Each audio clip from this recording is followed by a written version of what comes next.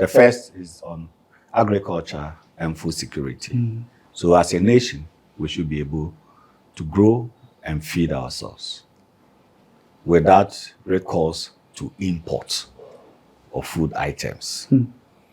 2, we have to ensure that our people are educated and they have technical, vocational, and skills, either to work for themselves or to work for private companies or to work for government. Okay. 3 is health. And we believe, under my watch with my team, we believe in prevention is better than to cure. So prevention aspect of our health service delivery, we will pursue. Let me, one example is about malaria. Malaria can be prevented. We know the source of malaria.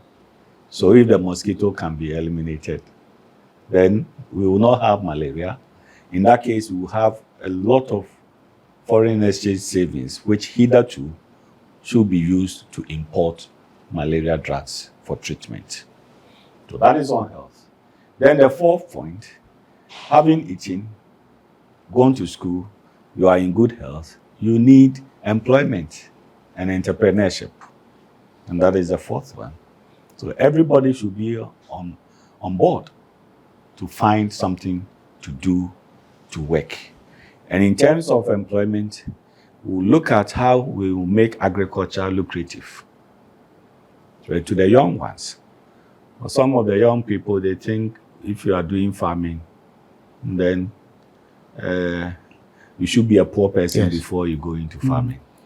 Otherwise, there's a perception that agriculture is not even lucrative enough. But it is. Even me, myself, I try to farm about 30, 40 acres of maize twice a year. And this year, by March to April, I'll be preparing my land to plow about 35 acres to grow maize on it. And if I'm able to harvest about 300-400 mini bags or maxi bags, and currently a bag of maize is in the neighborhood of maybe 500 to 600 Ghana cedis. You do the computation and you see, then you deduct your cost of inputs, the plowing, your fertilizer application, your labor and all that. You can make something reasonable. So employment and entrepreneurship is the 4th one. Then the 5th one is enhancing our infrastructure of the country, which I mentioned about our road network, our water systems, our housing, our energy. We need to enhance all these things.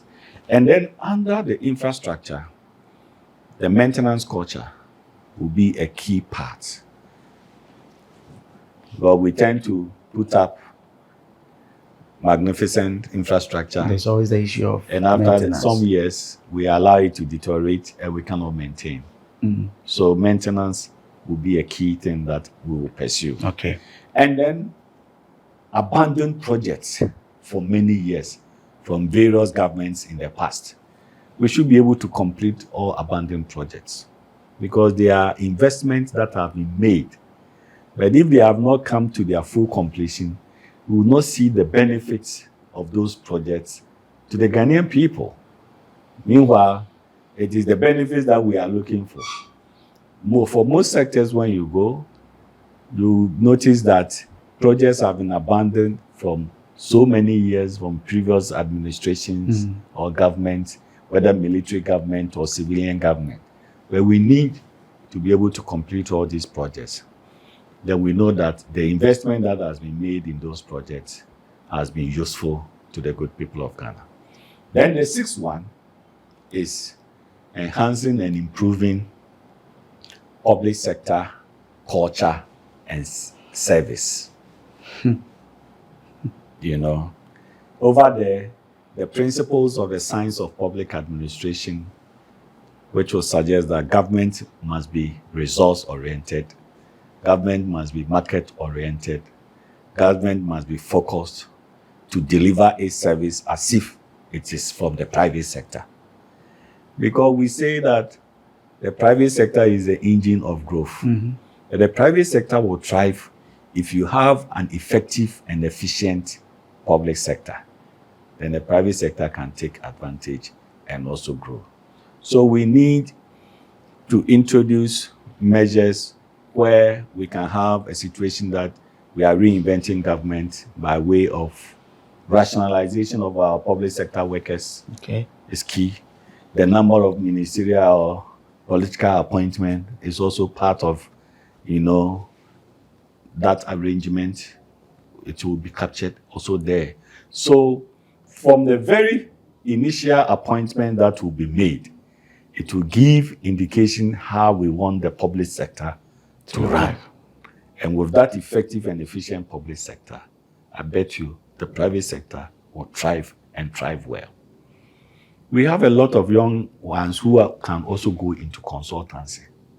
They are professionals. They complete, and then the knowledge that they have acquired from their various fields, they can't apply because of the current situation that we have. So the sixth one, as I mentioned, is on enhancing and improving the public sector culture and services. And then the seventh one is on the accountability. And accountability requires scrutiny.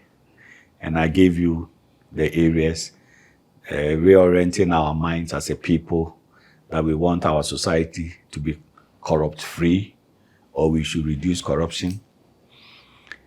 But when we talk about corruption, stealing is not corruption. Stealing is not corruption. If you steal that one, you are caught. It's a criminal offense.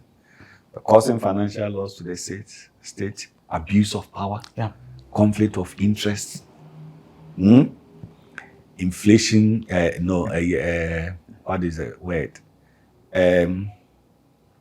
Public sector procurement processes that could be abused from various things. So the scrutiny will ensure that we get value for money in our procurement process.